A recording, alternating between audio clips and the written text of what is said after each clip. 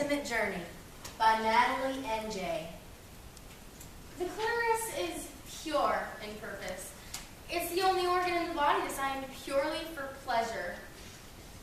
It's just a bundle of nerves, 8,000 nerve fibers to be precise. That's more than in the fingertips, the tongue, and it's twice the number found in a penis. Why use a handgun when you have a semi-automatic?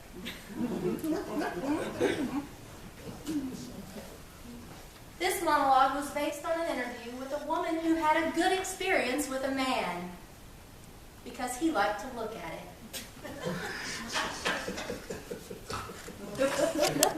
This is how I came to love my vagina. Oh, it's embarrassing because I know it's not politically correct. I know it should have happened in the bath with salt rains from the Dead Sea, Enya playing and me loving my woman self. Well, I know the story. Vaginas are beautiful. Our self-hatred is only the internalized repression and the hatred of the patriarchal culture. It isn't real pussies unite. I know it all. Like if we'd grown up in a culture where fat thighs were beautiful. We'd all be pounding down milkshakes and Krispy Kremes, lying on our backs, spending our days thigh expanding. We didn't grow up in that culture. I hated my thighs, and I hated my vagina even more. I thought it was incredibly ugly. Now, I was one of those women who had looked at it, and from that moment on, I wished I hadn't. It made me sick. I felt sorry for anyone who had to go down there. And in order to survive, I began to pretend that I had something else between my legs. I would imagine furniture. Cozy futons with light cotton comforters, velvet settees, leopard rugs, or pretty things, silk handkerchiefs, or quilted pot holders, or place settings. I became so accustomed to this that I lost all memory of having a vagina. When a man was inside me, I would imagine him inside a mink-lined muffler. Or a Chinese bowl. But then I met Bob. Bob was the most ordinary man I had ever met. He was tall and thin and wore khaki tan clothes. Oh, Bob did not like spicy foods, and he did not listen to Prince. He had no interest in sexy lingerie. In the summer, Bob spent time in the shade. He did not share his inner feelings. He had no issues or problems, and he wasn't even an alcoholic. Bob wasn't very funny or articulate or mysterious. He wasn't mean or unavailable. He wasn't self-involved or charismatic. Oh, he did not drive fast. I didn't particularly like Bob. I would have missed him altogether if he hadn't reached down to hand me my change that I dropped on the deli floor. But when he went to hand me my pennies and quarters, his hand accidentally touched mine. Something happened. I went to bed alone. But that's when the miracle occurred. You see, it turned out that Bob loved vaginas. He was a connoisseur.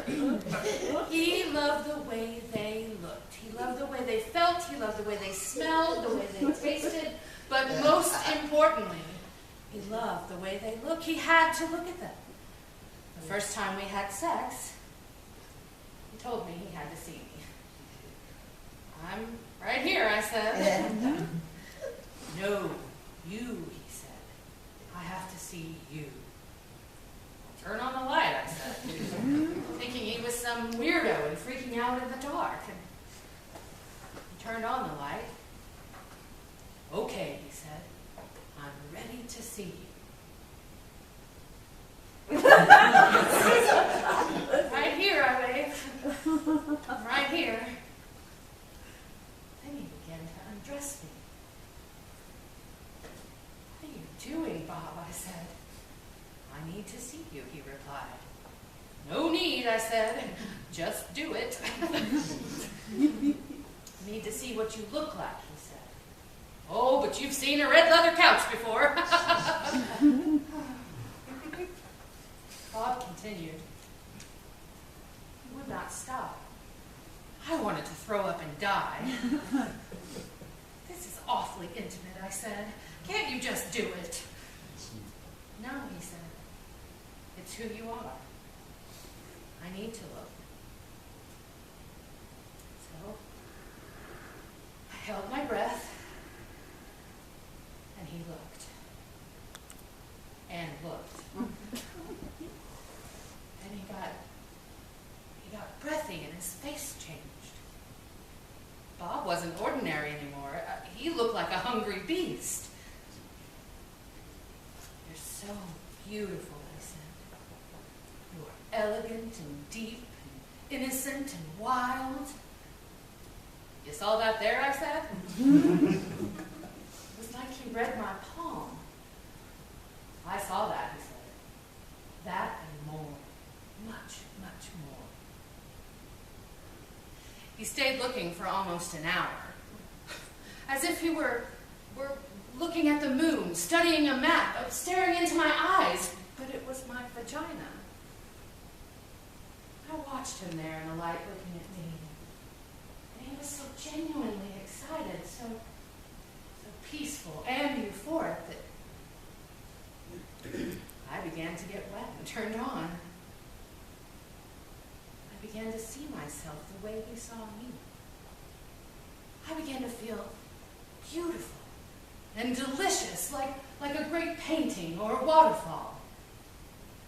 And Bob wasn't afraid. He wasn't grossed out. And I began to swell, began to feel proud, began to love my vagina.